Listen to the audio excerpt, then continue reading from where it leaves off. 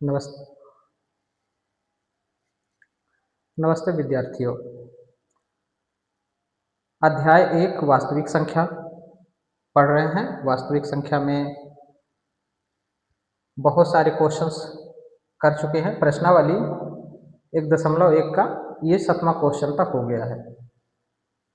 7वें question से आगे बढ़ते हैं। इसके बाद एक प्रमेय है, प्रमेय 1.3। 2026-27 की नई सत्र की जो बुक है, तो बुक का फ्रंट पेज कुछ इस तरह से है। बुक्स में क्या चेंज हुए हैं, क्या बदलाव हुआ है सिलेबस में बदलाव तो नहीं हुआ है, लेकिन जो चीज़ें ऐड हुई होंगी तो आगे पढ़ाएंगे तो बताते चलेंगे।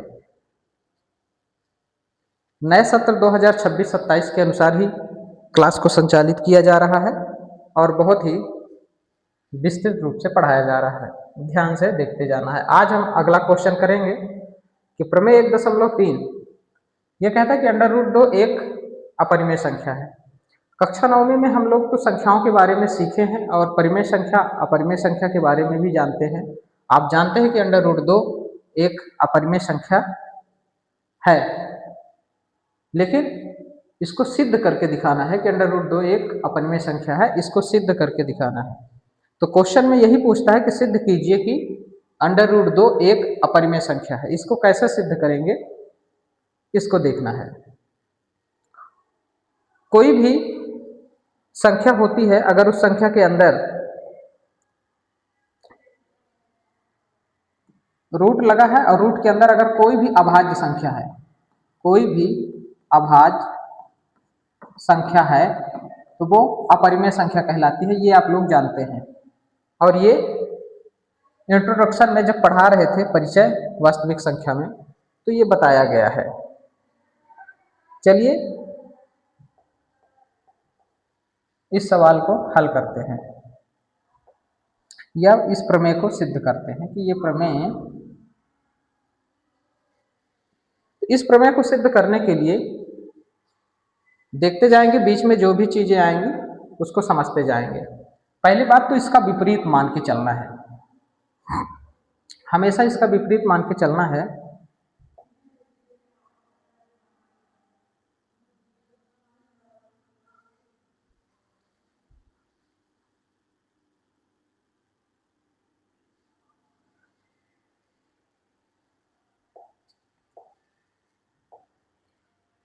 क्या मान के चलना कि अंडर रूट एक अपरिमेय संख्या है, यह सिद्ध करना है। क्वेश्चन यही पूछेगा, क्वेश्चन इस तरह से पूछेगा आपको, प्रश्न जो रहेगा तो प्रश्न इस तरह से रहेगा, अंडर रूट 2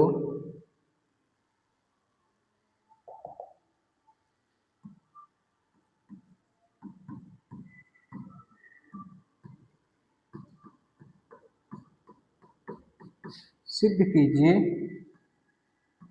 कि अंडर रूट 2 एक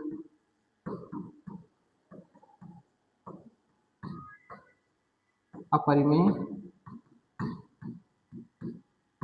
संख्या है।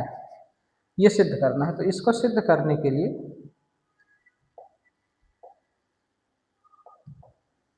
क्या करना है कि इसके विपरीत मान लेना है, ठीक है ना। इसके विपरीत क्या मानेंगे,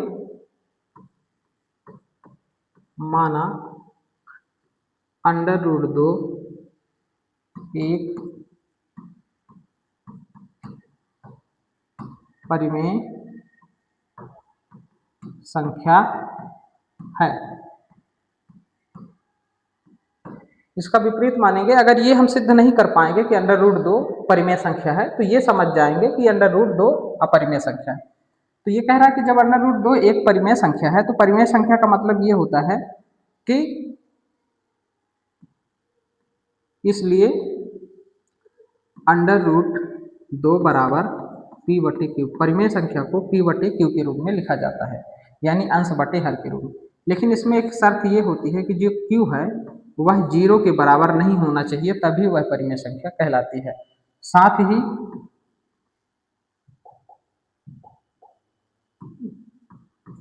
जहां पी क्यू सह अभाज्य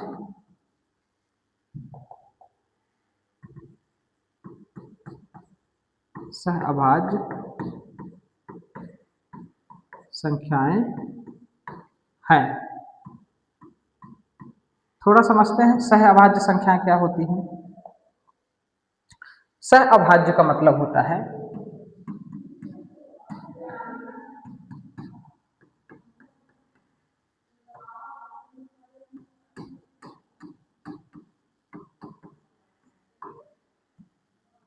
सह अभाज्य संख्याएं का मतलब होता है मेरे प्यारे विद्यार्थियों कि ऐसी दो संख्याएं जिनका एचसीएफ यानी कि महत्तम समापवर्तक हमेशा एक होता है। ऐसी संख्या का युग्म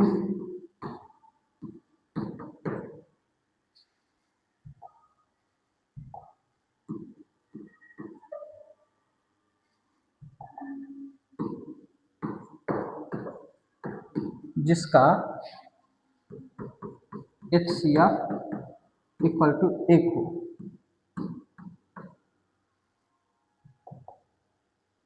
HCF 1 हो। जैसे उदाहरण समझते हैं, जैसे कि 8 और 9, 8 और 9 का जब HCF निकालेंगे, HCF इसका 1 होगा, यानी कि 8/9। जितनी भी परिमेय संख्याएं होती हैं उन सब का HCF एक ही होता है। जैसे कि आप कहोगे कि 10/20 लिखिए, तो इसमें कहोगे कि दोनों का HCF तो एक के अलावा भी है, क्योंकि 10 को हम लिख सकते हैं 2 × 5 और 20 को लिख सकते हैं 2 ×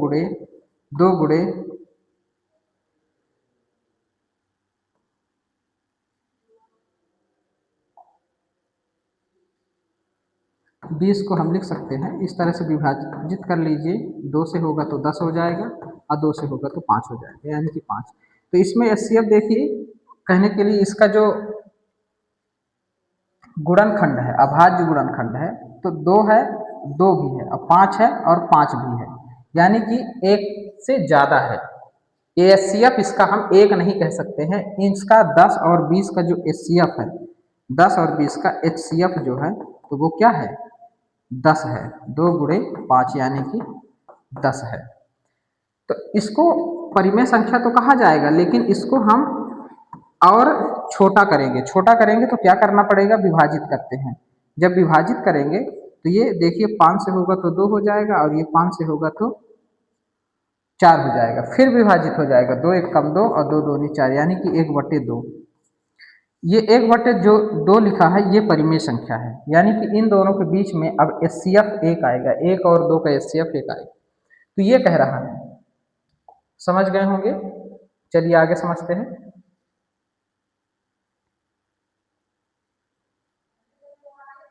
√2 = P/Q सह अभाज्य संख्याएं हैं। अब जब सह अभाज्य संख्याएं हैं तो P/Q। अब क्या करते हैं? दोनों पक्षों में वर्ग कर देते हैं।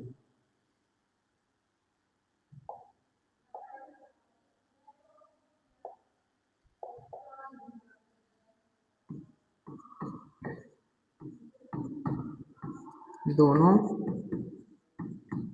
पक्षों में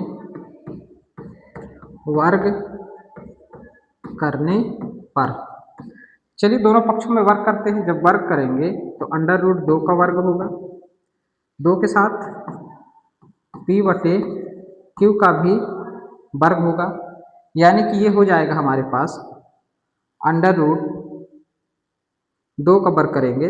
देखिए जब √2 का वर्ग करेंगे तो यहाँ समझ लीजिए, √2 का वर्ग का मतलब होता है √2 × √2, यानी कि एक जैसे संख्या अगर अंडर रूट में लगी है और गुणा होगा तो उसका वही मान आता है जो अंडर रूट के अंदर होता है, यानी √2 का गुणा √2 से करेंगे तो 2 आएगा।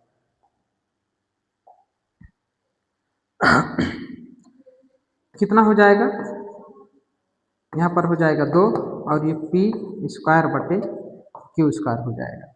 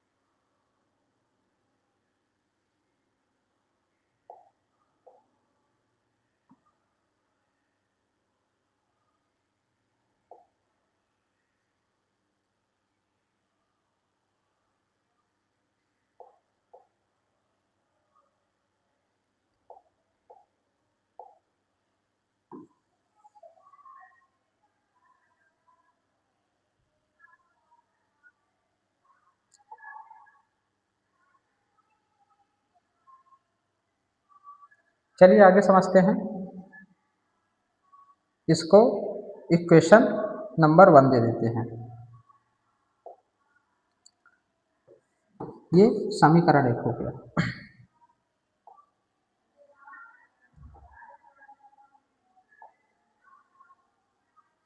इसके आगे समझते हैं। क्या लिखा हुआ था?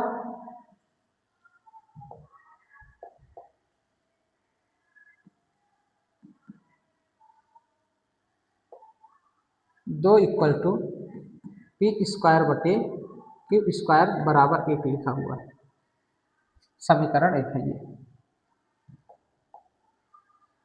दो बराबर पी स्क्वायर बटे क्यू स्क्वायर, ये समीकरण 1 है। समीकरण 1। अब यहाँ पर इसको देखिए, ये जो क्यू है तो भाग में है, इधर आएगा 2 के साथ क्या हो जाएगा? गुणा में हो जाएगा 2 के साथ, 2 के साथ गुणा में हो जाएगा, इधर p बचेगा, पी स्क्वायर। अब क्यू स्क्वायर बराबर पी स्क्वायर बटे 2, क्योंकि गुणा के रूप में है तो ये भाग के रूप में हो जाएगा। यहाँ पर देखिए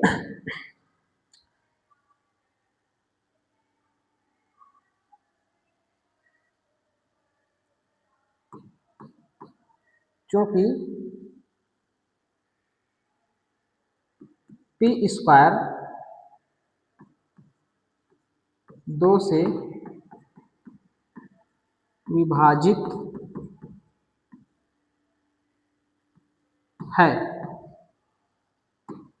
इसलिए P 2 से विभाजित होगा। अब यहाँ ध्यान देने वाली बात यह है कि P स्क्वायर 2 से विभाजित हो रहा है, इसका मतलब ये है, आप समझ लीजिए,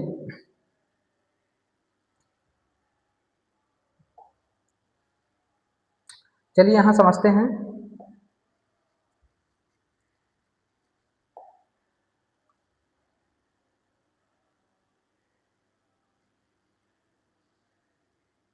इसे तो आप समझ चुके हैं। जैसे कि मान लो कि पी स्क्वायर 2 से अगर विभाजित है तो p भी 2 से विभाजित है। इसका मतलब ये होता है कि जैसे मान लो p की जगह में कोई भी संख्या है, p की जगह में 4 है, 4 स्क्वायर, 4 स्क्वायर अगर 2 से विभाजित है, 4 स्क्वायर का मतलब होता है 4 चौक 16, 16 2 से विभाजित है, कट के 8 होगा, विभाजित हो गया, तो ये p है, तो ये 4 भी 2 से विभाजित होगा, यानी कि 4 बटे 2, 2 दूनी 4। देखिए विभाजित है कि नहीं है, इसका मतलब ये हुआ।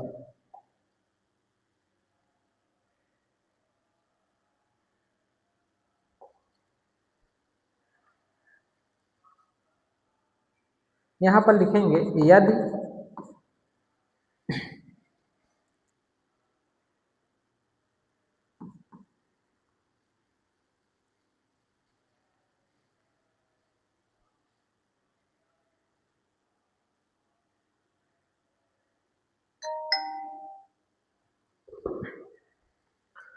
यहाँ पर लिखेंगे यदि p को 2 विभाजित करता है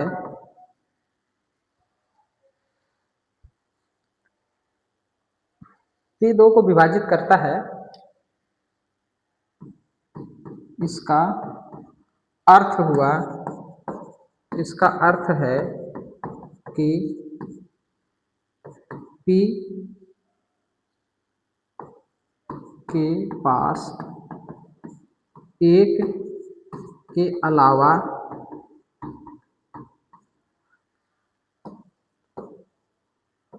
दो भी गुणनखंड है, दो भी गुणनखंड है।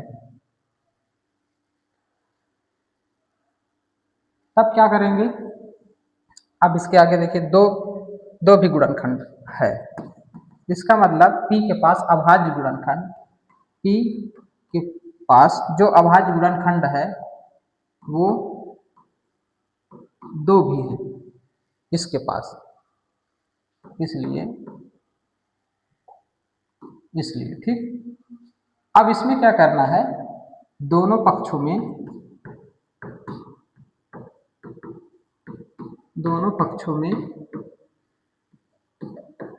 वर्ग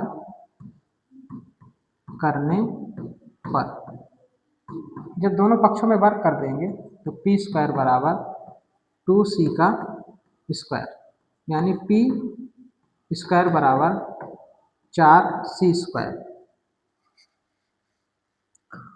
पी स्क्वायर बटे 4 बराबर c स्क्वायर।